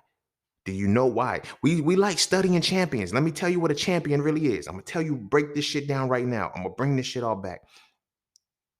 We look at a champion, and champions eliminate convenience out of their life. Do you know why they eliminate convenience in their life? Because it strengthens their thoughts and it makes their action stronger, which solidifies their will. If you're not willing to eliminate convenience out of your life, you will never be a champion. But tying that all into this episode, that's why motherfuckers can't be creative. They not doing or thinking enough to even invoke the willpower to create some shit. So they'll duplicate. This is already a process. Now my will is strong. Somebody else's, they already did the process for me. Let me just copy that. I don't have to think anymore about a process. I don't have to do. This is one of the hardest realities for my master in the market students who are exposed to Forex first and who try to, oh, I want to do patterns. I want to do this. You can't learn that shit with me. I'm not going to teach you no fucking, I'm not making, none of this shit is convenient. None of this shit is convenient. I teach a concept called correlation simply because every day the market changes. It changes control. I was teaching that to one of my students, and he was like, bro, this is a game changer. Why ain't nobody talking about that? Because it's not convenient. Even if I were to, bro, you should make an app.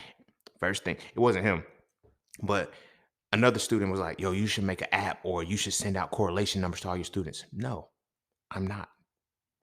I'm not. But yo, you already got the. I'm not making this shit convenient for them because then they're gonna stop thinking and they're gonna stop doing and they're not gonna pay attention. And then when they lose the will to actually sit and do the analysis properly, they start losing. They're gonna blame me rather than being accountable for themselves and realize that I'm not thinking and I'm doing because this shit is convenient for me. Your willpower dies when there's no convenience.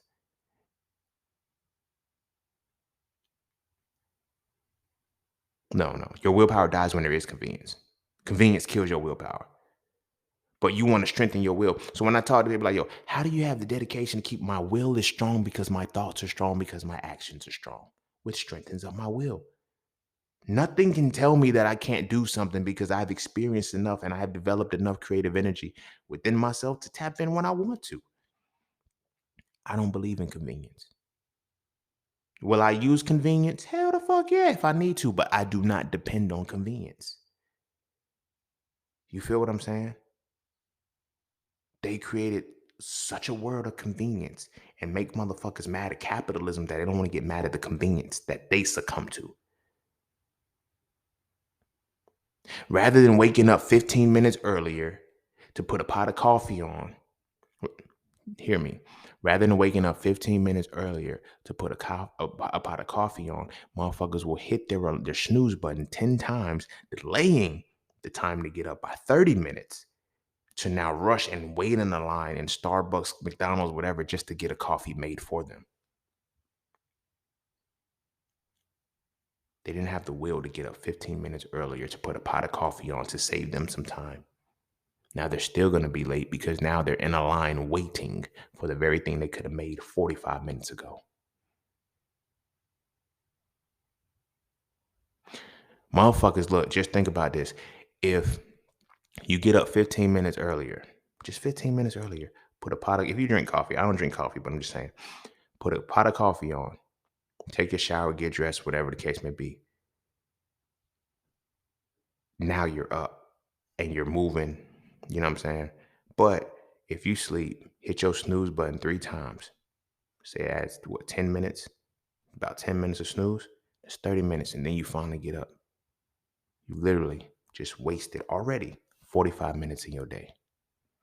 45 minutes, you can do a lot with 45 minutes. You can read 20 pages of a book, something that can better yourself. You can get a workout in. You feel me?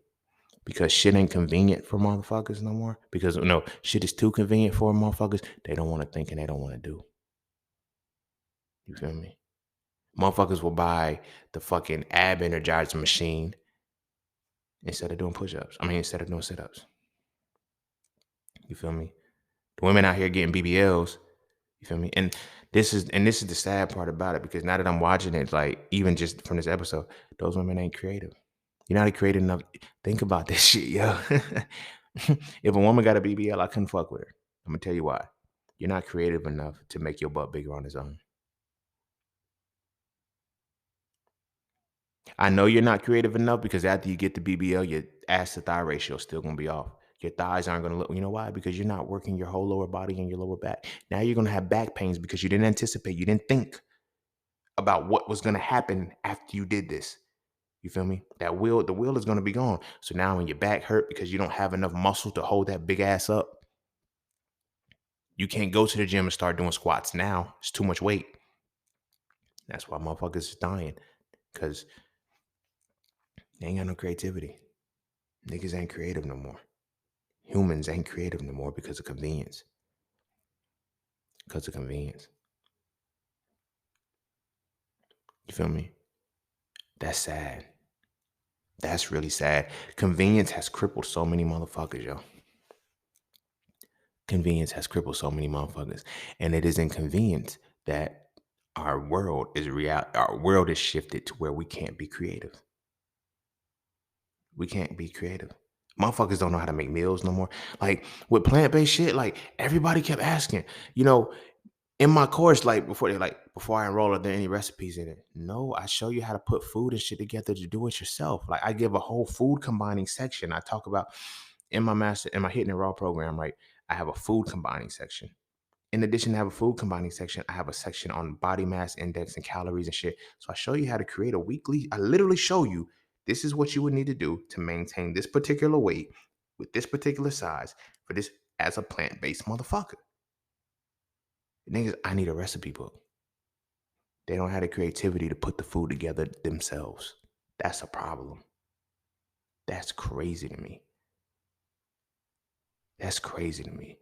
I'm like, but then I look at it from a bigger scale. This is why recipes and like motherfuckers can't create their own shit no more. Convenience has gotten so wired that people cannot create their own shit no more. And that's why the age of Aquarius is going to be ruled by the motherfucking thinker, the person who has tapped in and can be creative. We're going to kill the game for the next 2,000 years. Anybody who's a believer who just wants to be locked in convenience, you're going to be a consumer. Producers are creative. Consumers operate from convenience. And it's all connected to your creativity.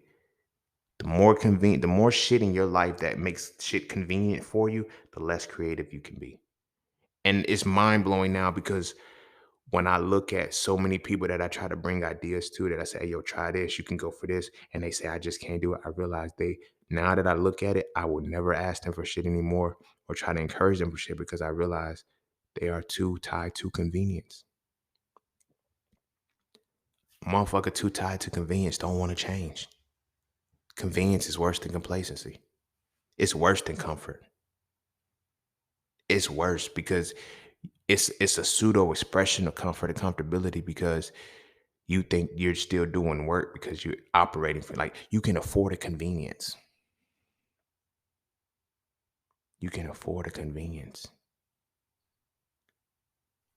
But you can't make one. Make something that is convenient for you. How do you do it? That's crazy, bro. That's crazy. I don't even know how this part added into it, but it was definitely necessary because now I'm looking at a lot of motherfuckers that are creative. Is like, damn, I see why you ain't creative. I used to tell motherfuckers like, you know, y'all can do anything. Nah, niggas, they've gotten too used and too comfortable with um convenience. That's crazy. COVID showed that shit too. Motherfuckers didn't even boost their immune system. They just bought toilet paper and got shots. Now all of the research is saying that, yeah, active immunity, the natural immune system was stronger than the actual COVID shot. But now niggas got to keep getting boosters because convenience fucked them up. They will never not be able to, they will never not have to have a booster anymore because of the convenience that they put in themselves.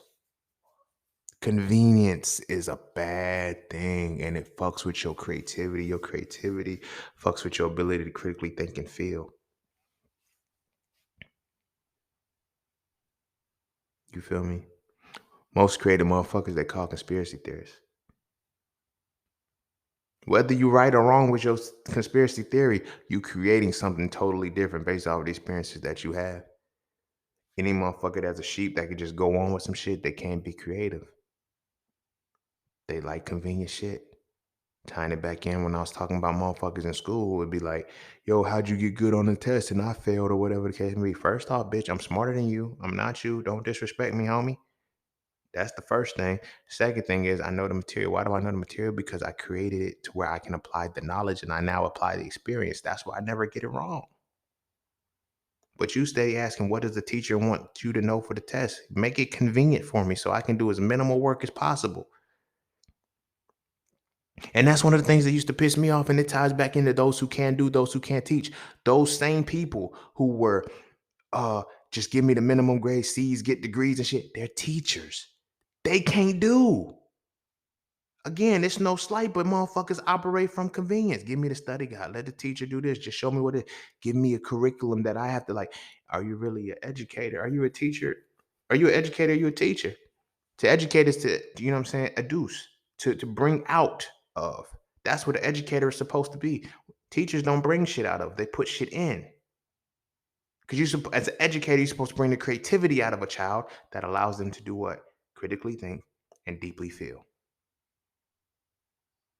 We shut down both faculties, therefore the children can't be creative. And because the children can't be creative, they grow up in a world that they have to make, they have to find the people who are creative and become convenient and use those people to be a convenience of them. Mm-mm, mm-mm, mm-mm. I kind of stopped doing it, but this is why people used to call me the caption killer on social media because I don't do the captions like I used to, but I knew my page might be the only form of literature that a motherfucker gonna read in a day. And people fell for my captions. They were, you guys have my captions have given motherfuckers books.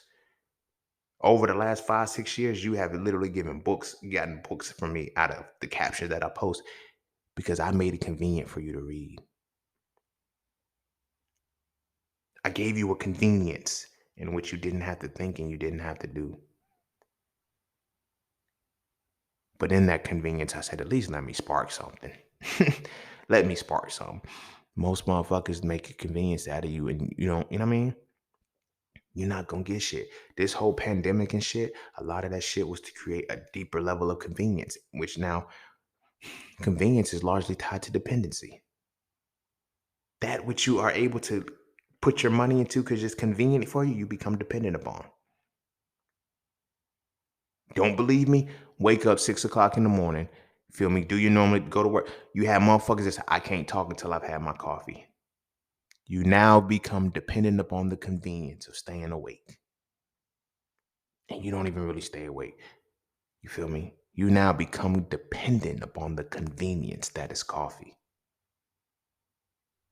to where you cannot function without it. Creativity completely gone. And if your creativity is gone, that means you're not thinking, and that means you're not doing for self, which means your whole willpower is completely obliterated.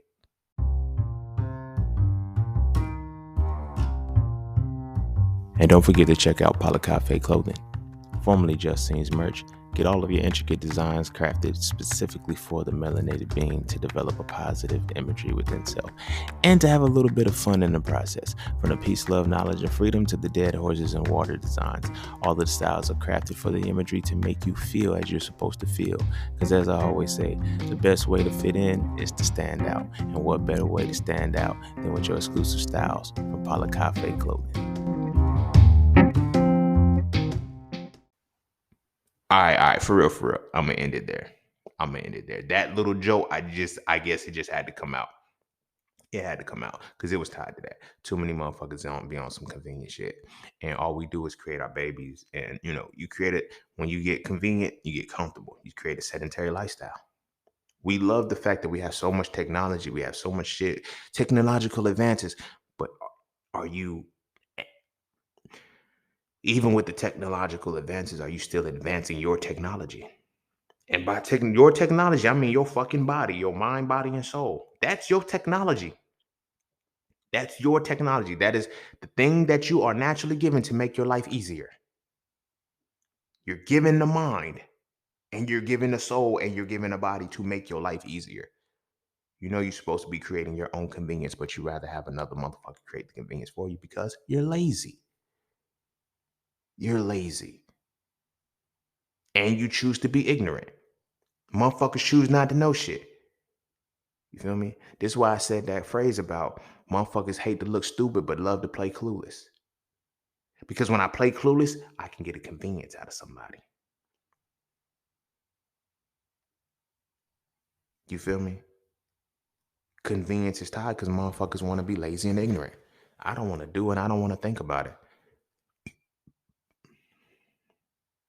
You feel me? Think about when you get into, when you, just from an emotional perspective, when your emotions off, you're like, I don't want to think about that right now. There's no convenience to deal with your emotional shit. You feel me? Now, this is not to shit on therapy because I feel like it's a good thing. You got to vent. But that's how therapy is a thing. The convenience of sitting and having someone listen rather than sitting and processing your own shit yourself. If I find a therapist, it becomes convenient. Now I'm paying for the convenience of having somebody listen and process my thoughts and help me with my thoughts. But it's a motherfucker who doesn't know your thoughts. They know what you're telling them. You know every aspect about yourself because you've been with yourself their entire life. So you should be able to answer this question that you formulated with yourself because you was there in the moment. Why did this happen? I don't fucking know. How do you not know what happened to you in your life? You feel me? Based off of the actions, based off the shit that you've done, based off the shit that you've experienced, how do you not know you? Because you're not making the convenience of the number one technology that is yours, which is yourself. Because you're not being creative. Because you're not able to apply your own experiences. Because you're not even processing your experiences. You're ignoring them. You're not dealing with them. Again, I'm not saying don't go to therapy because that is a way in which you can use it, but let it bounce back off of you so you're not dependent upon a therapist. You feel me? You're not dependent upon a therapist. You're able to sit internally and get some of the answers that you need and the clarity that you need from yourself because you already have the answer. That's how you formulated the question. You feel what I'm saying? But they created a world where we become dependent upon convenience. Because we become dependent upon convenience, we kill the faculty of our mind, we kill the faculty of our body to think and act, which means we shut down our willpower. When we shut down our willpower, we just have to go with the flow. Like that, like COVID shit, like not many people boosted their immune system. But I'm gonna show you how much that they capitalized on the other side because they knew that the convenience had to be there. They put all the immune boosting shit in all of the vitamins and minerals. So now niggas just say, oh, now let me just go buy more pills. Oh, these are over the counter. These aren't prescription. Same shit. How much herbs are you taking? Are you changing your diet? Are you changing your lifestyle? Are you getting more sunlight? Are you being outside? No, you're not doing these things because there's no convenience in that. You feel me? To avoid sunlight, they created tanning beds. Now you vitamin D deficient. Shut the fuck up. Vitamin D deficient. I went to a tanning bed and shit, whatever. You know what I mean? Like, I hope we ain't tanning, but y'all know what I mean. I'm using that for dramatic effect. Like, you could just go out in the fucking sun. Well, never mind. They need tanning beds. They can't just go out in the fucking sun. It's fail melanin, you melanin, two totally different things. But anyway, the purpose that I'm making is that it all derives from your creativity or the lack thereof. Feel me? Imagine how much of the world is tainted because of convenience. Capitalism ain't wrong. Capitalists are not wrong. It's the people that are wrong. People have it. How do you complain about convenience? Think about that shit, y'all. People complain about convenience. That's where the customer service and all that shit. Call somebody. I'm calling corporate. You motherfuckers you get into those points where it's like convenience has been given to you so much you feel entitled to it. And because you're entitled to it, you feel entitled to, if you feel entitled to convenience, that means you also feel entitled to no longer being creative, no longer accessing your willpower. Because you become lazy and ignorant. You no longer think, you no longer do for self. You have shit done for you. And you operate from that. We got to cut that shit out. Stop it. Stop it. Stop it. Stop it. Tap back into your creativity. I'm serious. Like, one small thing at a time. Start taking your convenience back. Cut something out of your life or change something that's like, I do this because it's convenient. You'll be surprised. Once you cut out one thing, you'll be surprised how many other convenient things are in your life that you do that now, because they're so convenient, you don't even think about the shit. That's why I love day trading so much. My mind has to stay active at all times. Ain't no convenience in, all right, this pattern gonna work out here. Oh, I'm gonna get like, I gotta actively know everything. So before I can do and make the action, I have to think, I have to will this reality to do all of the other shit. You feel what I'm saying? I had to break out of that monotony of convenience. It sounds good because then when you're in convenient state, now you can't say, I want more money for this particular thing. I want this for like, you can't do that. We're going to give you convenience because that's all you want. But like I said, take one thing out of your life. You feel me? Now I get it as an entrepreneur. Now, if you're an entrepreneur, you got automation set up, fuck that. Use that convenience. Don't even think about, I'm going to take that shit out and I'm going to do this. No, that's not what the fuck I'm talking about. You feel me? Be smart with your convenience that you take away. I'm talking about the conveniences that for example, like the coffee example, make your own, wake up 15 minutes early just to make your own coffee so now you can have an additional 30 minutes to yourself. You feel me? Change a small tweak like that. A small tweak of find what you have made convenient. Acknowledge that. Yeah. Like when you sit with something that is convenient to you, just think about, do you know what it is?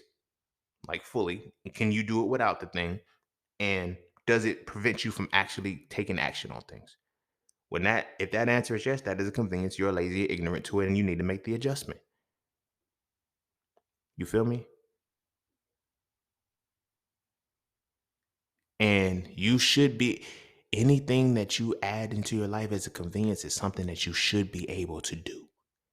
It should not be something that you don't know how to do. That's why it's a convenience. You add it because you know how to do it yourself. You feel me? And I get it. Well, then that's why we eat out. No, you cannot go create a farm. I mean, you cannot create a power plant and process the food and mix and mash all of that shit and make flammable French fries that you can't, you know what I'm saying, that you can eat. You yourself can't do that on a daily basis. But you can't cook, you can't make your meals.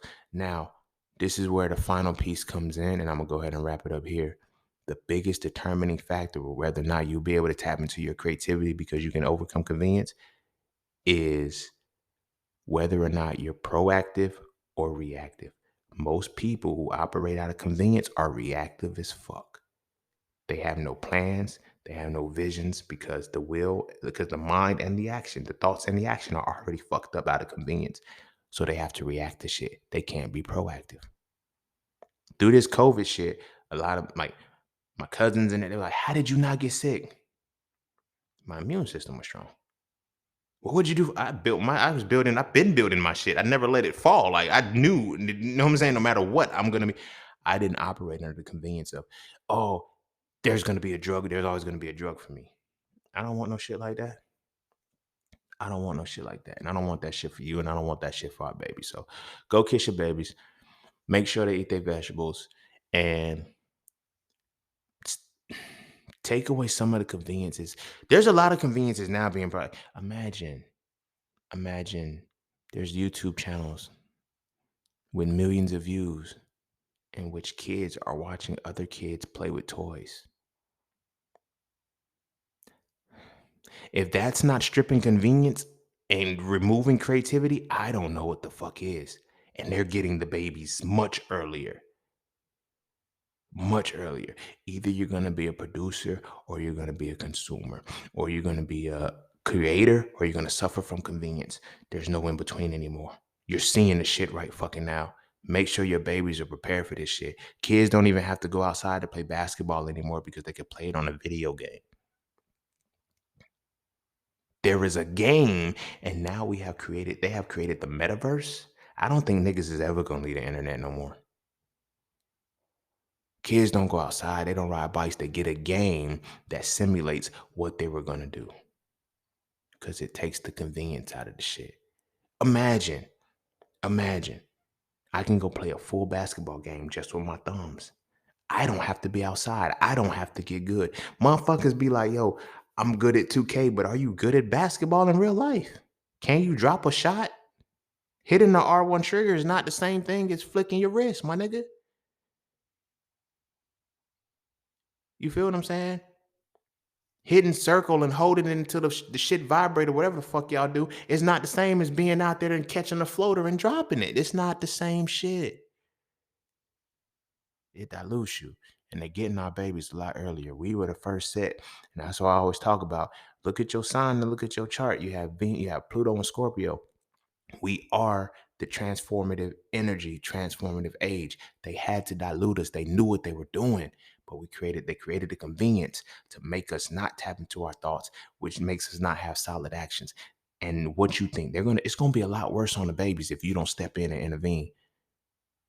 Eliminate the convenience that your babies have and start to strengthen them.